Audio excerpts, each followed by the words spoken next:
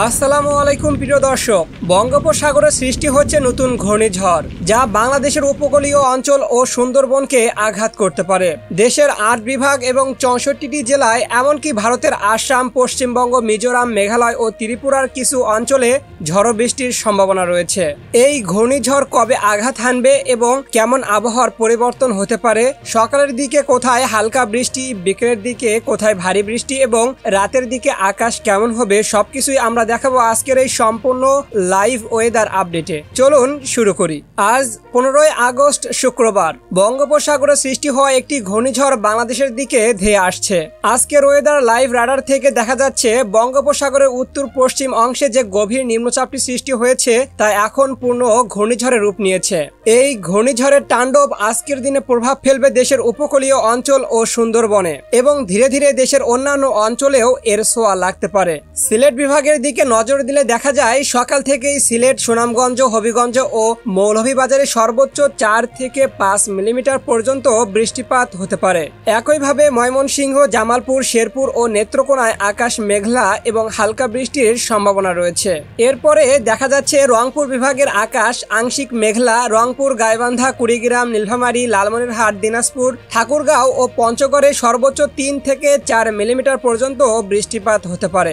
ঢাকা, নারায়ণগঞ্জ, মুন্সিগঞ্জ, গাজীপুর, মানিকগঞ্জ, নরসিংদী, টাঙ্গাইল, ফরিদপুর, রাজবাড়ী, মাদারীপুর, শরীয়তপুর, গোপালগঞ্জ ও কিশোরগঞ্জে আকাশ পুরোপুরি পরিষ্কার থাকবে। তবে মৌসুমী হালকা বায়ু প্রবাহিত হচ্ছে, কিন্তু কোনো বৃষ্টিপাত নেই। খুলনা, যশোর, সাতক্ষীরা, বাগেরহাট, ঝিনাইদহ, মাগুরা, নড়াইল, কুষ্টিয়া, চুয়াডাঙ্গা, মেহেরপুরে সকালটা বেশ পরিষ্কার থাকবে। এদিকে বরিশাল, পটুয়াখালী, ভোলা, বরগুনা, ঝালকাঠি, পিরোজপুরেও সকাল পর্যন্ত আকাশ থাকবে সম্পূর্ণ পরিষ্কার। অন্যদিকে চট্টগ্রাম বিভাগের আকাশ সকাল পর্যন্ত মেঘলা, তবে ভারী বৃষ্টিপাতের সম্ভাবনা নেই। ভারতের উত্তরবঙ্গের কিছু অঞ্চলে আংশিক বৃষ্টি হতে পারে, যেমন শিলিগুড়ি, দার্জিলিং, কোচবিহার ও গুয়াহাটি। পশ্চিমবঙ্গের কলকাতা, চন্দননগর, আরামবাগ, বর্ধমান, শান্তিপুর, কটোয়া অঞ্চলের আকাশ মোটামুটি পরিষ্কার থাকবে।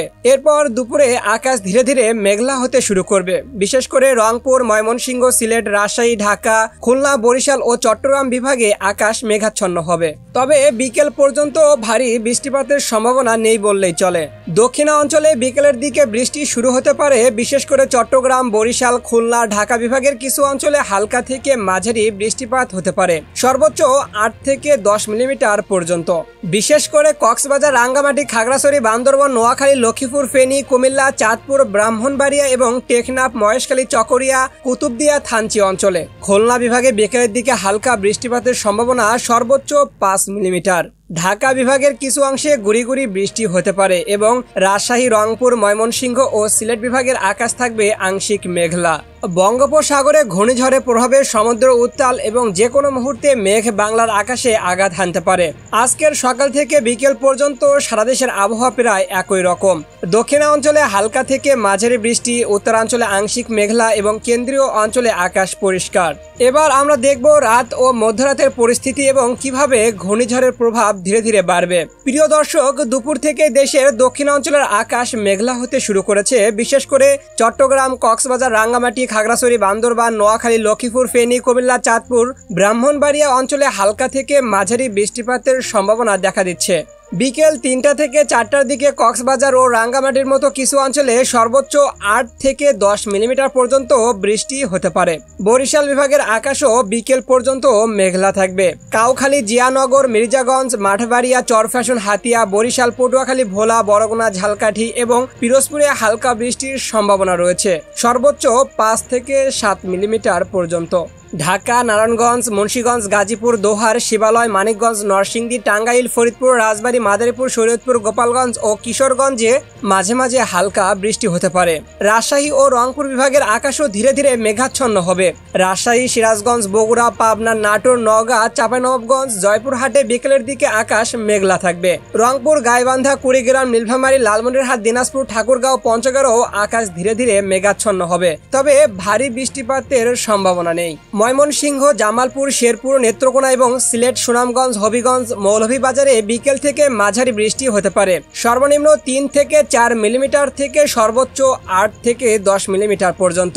ভারী বর্ষণের আশঙ্কা নেই, তবে আকাশ মেঘলা এবং বাতাস কিছুটা প্রবল হতে পারে। চট্টগ্রাম বিভাগের রাতের দিকে আকাশ মেঘাচ্ছন্ন থাকবে। কক্সবাজার, রাঙ্গামাটি, খাগড়াছড়ি, বান্দরবান, নোয়াখালী, লক্ষ্মীপুর, ফেনী, কুমিল্লা, চাঁদপুর, ব্রাহ্মণবাড়িয়া এবং টেকনাফ, মহেশখালী, চকরিয়া, কুতুবদিয়া, থানচিতে হালকা বৃষ্টিপাত হতে পারে। বরিশাল, পটুয়াখালী, ভোলা, বরগুনা, ঝালকাঠি, ফিরোজপুরে রাতের দিকে আকাশ থাকবে পুরোপুরি পরিষ্কার। খুলনা বিভাগে হালকা মেঘ থাকলেও বৃষ্টিপাতের সম্ভাবনা নেই।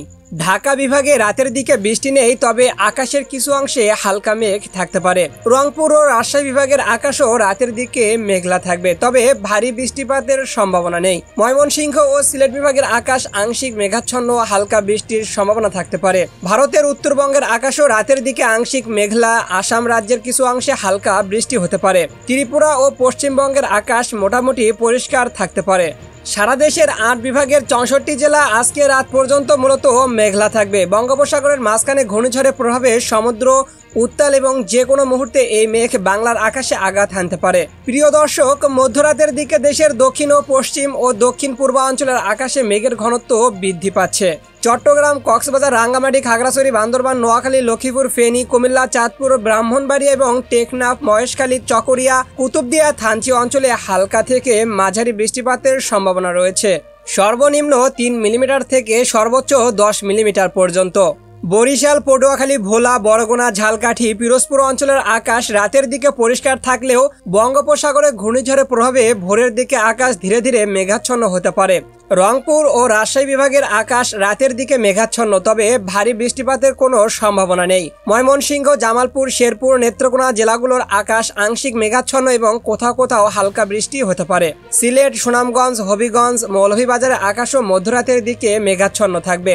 এখানে হালকা বৃষ্টির সম্ভাবনা রয়েছে। সর্বোচ্চ 3 থেকে 4 মিলিমিটার পর্যন্ত।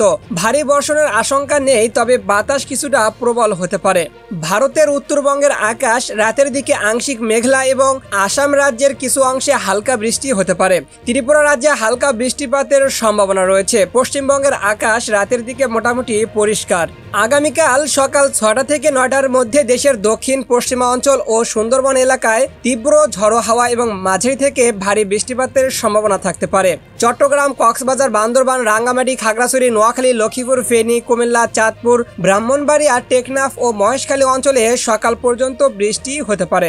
বঙ্গোপসাগরে তৈরি হওয়া ঘূর্ণিঝড়ের প্রভাব দেশের উপকূলীয় জেলা ও সুন্দরবন এলাকা পর্যন্ত পৌঁছাতে পারে। বিশেষ করে চট্টগ্রাম, কক্সবাজার, পটুয়াখালী, বরিশাল, খুলনা ও মংলা বন্দরের আশেপাশের অঞ্চলগুলোতে ঝড়ো হাওয়া এবং হালকা থেকে মাঝারি বৃষ্টিপাত হতে পারে। আপনারা যারা এই জেলাগুলোতে অবস্থান করছেন তারা বিপদ থেকে রক্ষা পেতে কিছু পদক্ষেপ নিতে পারেন, যেমন নদীর তীর থেকে দূরে থাকার চেষ্টা করুন এবং যে কোনো জরুরি পরিস্থিতির জন্য স্থানীয় প্রশাসনের নির্দেশনা অনুসরণ করুন। বিশেষ করে পানির সঞ্চয় করুন, তবে বিদ্যুৎ সরঞ্জামের কাছে রাখবেন না। শিশু, বৃদ্ধ ও পোষ্য প্রাণীদের নিরাপদ স্থানে রাখুন। প্রিয় দর্শক, এই ছিল আজ 15 আগস্ট 2025 শুক্রবার সারা দেশের আবহাওয়ার সর্বশেষ আপডেট। আবহাওয়া সর্বদাই পরিবর্তনশীল, তাই সঠিক তথ্য পেতে সবসময় সর্বশেষ আপডেট ফলো করুন। বঙ্গোপসাগরের ঘূর্ণিঝড় এবং দেশের বিভিন্ন অঞ্চলের বৃষ্টিপাত ও মেঘলা আকাশের সব তথ্য আমরা আপনাদের জন্য সরাসরি তুলে ধরলাম। আপনারা নিজ নিজ এলাকার নিরাপত্তা ও প্রস্তুতি অবশ্যই নিশ্চিত করবেন। আবহাওয়ার পরিবর্তন সবসময় দ্রুত ঘটে, তাই অফিসিয়াল সতর্ক বার্তা এবং স্থানীয় প্রশাসনের নির্দেশনা মেনে চলা অত্যন্ত গুরুত্বপূর্ণ। আর আপনি কোন জেলা থেকে আমাদের এই ভিডিওটি দেখছেন এবং আপনার এলাকার আবহাওয়া কি অবস্থা বিরাজ করছে তা আমাদের কমেন্ট করে জানিয়ে দিন। আমরা সর্বদাই আসি আপনাদের জন্য সঠিক ও নির্ভুল তথ্য তুলে ধরার জন্য। নিরাপদ থাকুন, সুস্থ থাকুন। আল্লাহ হাফেজ।